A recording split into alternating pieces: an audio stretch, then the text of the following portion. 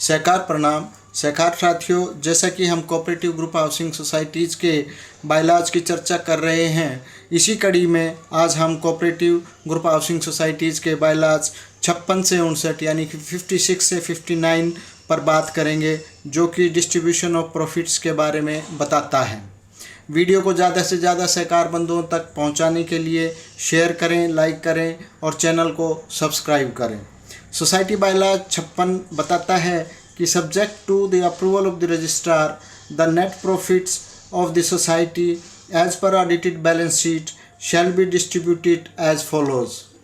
यानी कि रजिस्ट्रार की अनुमति से समिति के तुलन पत्र अनुसार समिति के नेट प्रॉफिट को निम्न प्रकार से बांटा जाएगा।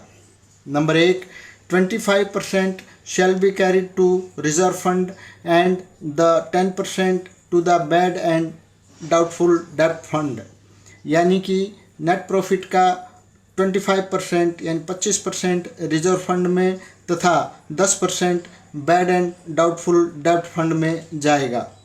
Number 2, such proportion not exceeding 5% but not less than 2% of the net profits as may be prescribed या specified by the registrar shall be carried out to the cooperative education fund। यानी कि net profit का 2% से कम नहीं और 5% से ज़्यादा नहीं, यानी कि कम से कम 2% व ज़्यादा से ज़्यादा 5%, जैसा भी रजिस्ट्रार द्वारा निर्धारित किया हुआ हो के अनुसार कोऑपरेटिव एजुकेशन फंड में ट्रांसफ़र किया जाएगा।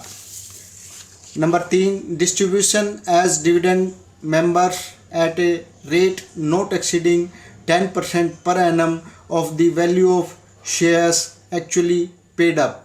यानी कि वास्तव में भुगतान किए गए शेयरों के मूल्य के 10% प्रतिवर्ष से अधिक नहीं की दर पर लाभांश सदस्यों को वितरण किया जाएगा। Number 4, creation of building funds and any other fund with the approval of the registrar.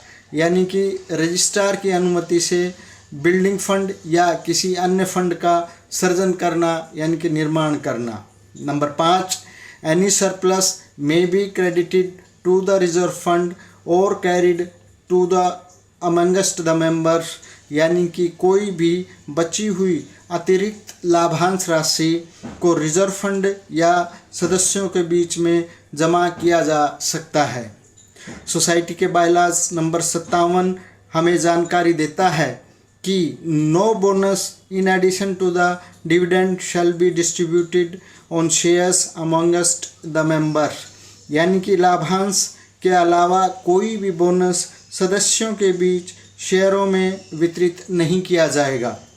Bylaws 58 हमें बताता है कि dividend shall not be paid while any claim due from the society to a depositor और creditor remains unsatisfied.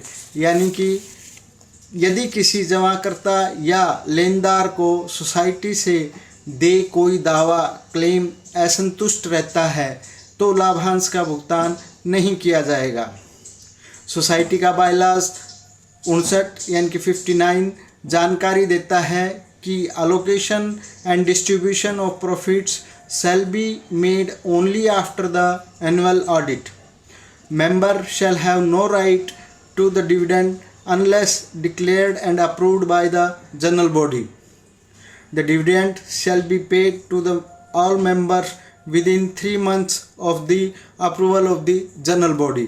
यानी कि लाभांश का वितरण व आवंटन वार्षिक ऑडिट उपरांत ही समिति की जनरल बॉडी द्वारा अनुमोदित व घोषित किया जाएगा। जब तक जनरल बॉडी द्वारा अनुमोदित या घोषित नहीं करती है तब तक किसी सदस्य को लाभांश प्राप्त करने का अधिकार नहीं होगा।